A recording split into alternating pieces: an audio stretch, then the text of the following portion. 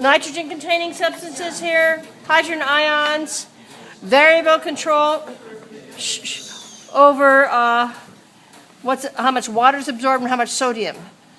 What's the hormone that regulates sodium? Aldosterone. So aldosterone, if there's a low blood volume or low solute concentration, aldosterone's released and it causes sodium to reabsorb and water follows it. That increases your blood volume and your blood pressure. That can also work on the collecting duct. Antidiuretic hormone causes water to be reabsorbed because you make about 1,200 ml of filtrate per minute. That's a lot. You don't want to lose all that in urine, right? So, so that's under hormonal and control. Okay. So the urine is changed as it travels along. It may be changed also in the collecting duct. This is the end here. This is where, out here is where we have the glomeruli. Some are out far here, some are closer to the medulla. If they're out here, they're called cortical nephrons. If they're close to the medulla, they're called juxtamedullary. It means it's near the medulla. So this is the cortex. This is the capsule. This is the medulla here. And between, you have the columns. Now the urine is finished by the time it reaches this end called the papilla. Then it's just collected. Minor calyces, major calyces, pelvis, ureter, renal artery, renal vein.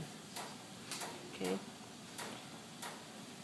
Okay, so that's brief in here.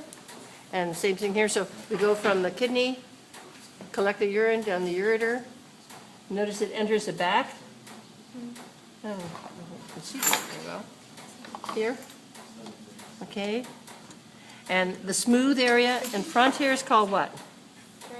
Trigone, okay.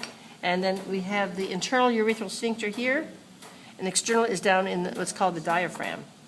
So we have two sphincters again for control. And here again, anybody know what this is? Nope. Oh, it's a bladder. Nope. Well, this is the bladder. This part's the bladder with the trigone. But what's this little purple thing down here? Prostate. Prostate gland that surrounds the beginning part, okay? So this is a male. Okay? If I lift out anything, that's... So you shouldn't expect to find sugar and amino acids or proteins in your urine. That's a bad sign. Okay, so let's take this way. If you want me to go over to the... I can go over the... why don't I get those big ones over there on the reproductive system. And then I'll let you look at these other ones here too.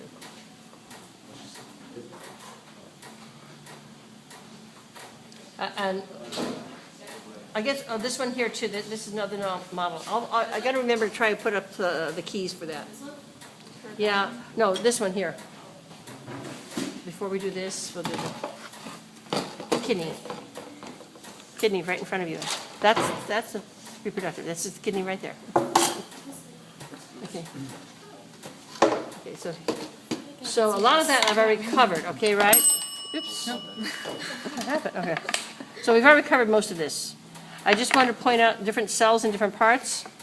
We have the simple cuboidal with lots of microvilli here. When we get to the distal convoluted tubule, we're going to have, you know, more cuboidal, not as many microvilli when we get to these areas here. Okay.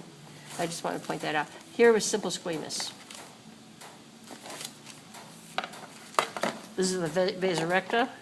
These are peritubular capillaries. This would be a cortical nephron, juxtamedullary nephron, with a long loop of Henle. And only about 15% or so are these juxtamedullary nephrons, but they're very important for controlling how much urine you make and how concentrated it is. They're the ones that really do that a lot. And what kind of cells do we especially find in the kidney? Cuboidal. Okay. Okay, let me... Can't do everything today, but I'll just sum up almost everything. Yeah, what else do we have besides that? Well, there's a lot. And then you have to look at the cadaver in the slides. Okay, female reproductive tract. What's this back here? Yeah, here's the anus, okay. What's inside there? Lots of feces with lots of what? E. coli. So got to watch out for those because you don't want to wipe from the back to the front because they get transferred forward. Or if that thing's around, it transfers things around too. Okay. What would this be? Nope. It's not the urethra. This is the urethra. Vagina. So here is the uterus, the body, cervix. Okay, but up here is the ovary. Ovaries make the eggs and also estrogen, progesterone. And then this is the part of, the beginning part of what we call the oviduct, also called fallopian tube or uterine tube. It goes by 3 names, unfortunately. And the eggs rupture out of the ovary. And these are not connected, so there's a possibility the egg actually get into the peritoneal cavity. And you have an ambitious sperm, you might get a pregnancy outside the uterus. If it's outside the uterus, that's called an ectopic pregnancy. And you have to terminate it. Or sometimes ectopic pregnancies can be in the tube, and that's also very unlikely to go to term. It can kill the mother if it ruptures, okay? But that's not due to the gap. But the gap would allow something to be out here in the peritoneal cavity. So the egg only lives for a short time, about a day or so, and the sperm only for a short time. So the egg needs to be fertilized. The trip from here to here is about 4 days or so. So you need to have fertilization in the tube. And the egg then, if it's fertilized, starts to divide. And by the time it gets down here, it's actually gone through several cell divisions, and then it implants in the wall here. The wall here is called the endometrium. And this is the myometrium, smooth muscle. So this is the end of the uterus. It's called the cervix. It's the vagina. Here's the bladder and the urethra. What type of tissue is in the bladder, by the way? Transitional, okay. And this is the pubic bone. This is called the mons pubis, the fatty area sort of in front. It has hair. This is the labia majora, also has hair. Labia minora, no hair. And what would this be? Clitoris. All the guys see that? Just checking, making sure. So, but you have to be careful about it. You don't want the E. coli here to get up here, nor do you want, there's often a lot of fungi in here. You got yeasty type things. You don't want them to get up there either. And very close together, so you've got to watch out for that. Okay? Make sure you wipe front to back. Pee before and after intercourse. Drink lots of cranberry juice. Keep the area clean and watch out for those guys. Okay? Because they tend to. And here's the egg, of course. Now everything's enlarged, by the way. The eggs are that big. It's a big egg. It's a very big egg. Okay, why don't we look at the male now? And there is an answer key on the back, by the way. I'm just hitting the highlights. Again, the sperm are not this big. And then before, oh God, like snakes.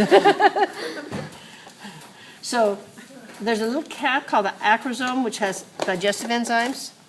And the DNA is here. How many chromosomes? Anybody know how many chromosomes are in here? 23. The normal amount is 23 pairs, but we get down to 23 because when this fertilizes the egg, we're back to 23 pairs. This is the mid-piece with lots of mitochondria, using fructose as the energy source, and then the flagellum. Okay. Okay, again, here's the anus, but a long way from here, right? So you don't have to worry, plus these get in the way, so you don't have to worry too much. Men are not as likely to get bladder infections as women. Women are much more likely because of the proximity of the anus to the urethra and the vagina to the urethra and the short urethra, very short urethra. Here's the much longer urethra from here all the way up to, look how far it is, much longer. Okay, well the sperm production occurs here down in the testes under the influence of hormones like follicle-stimulating hormone, which also causes the development of the eggs. From there, it goes to something called the rete testes, and then into the epididymis, this thing that looks like kind of like a comma on top of the testes. And we do have that showing on the cadavers. And they're still maturing. So when they're first made, there's like tubules. They're immature out here, and they have 23 pairs. And as they undergo meiosis, they get down to 23. But they still can't move on their own. They're very sluggish. They're little lazy little buggers. They have to be moved along, okay? They can't move on their own, and they're not fertile.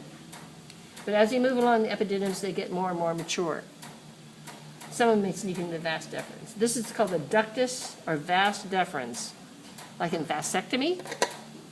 In vasectomy, they don't have to go into the body. They can just sit here, right?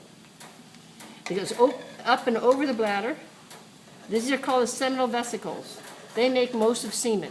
So we have sperm plus semen. These make most of the semen, the fluid. And they join together to form the ejaculatory duct. This is the prostate gland we saw before. And they kind of ooze their secretion into the urethra. Now notice this is the bladder. So we're sharing the same tube with urine and semen, but not at the same time.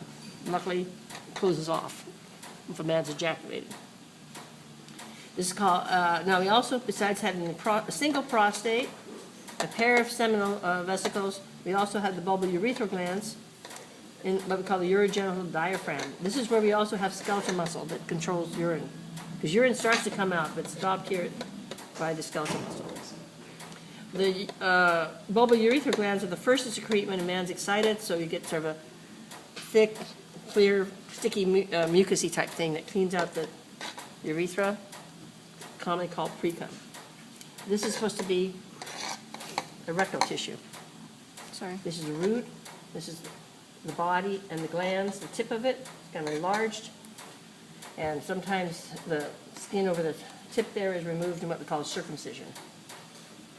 Okay, and do you remember parasympathetic or sympathetic for erections? Parasympathetic, right?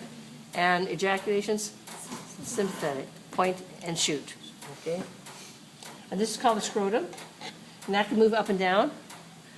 Depending on if it's cold, it moves up, or if the man's excited, it moves up. If it's hot, it moves down, because you have, the reason why these are outside, it's not for decoration, it's to keep the temperature cool, because the sperm production is better then, okay? So that's sort of quick and dirty. I'll let you stay, and this is a poor little uterus. This person has a lot of problems. They have fibroid tumors, polyps, cancer, I think, cervical cancer. This person is in big trouble. Endometriosis. But there is a key for this if you want to look at it, but you don't have to know all that. Okay? I'll let you go study it.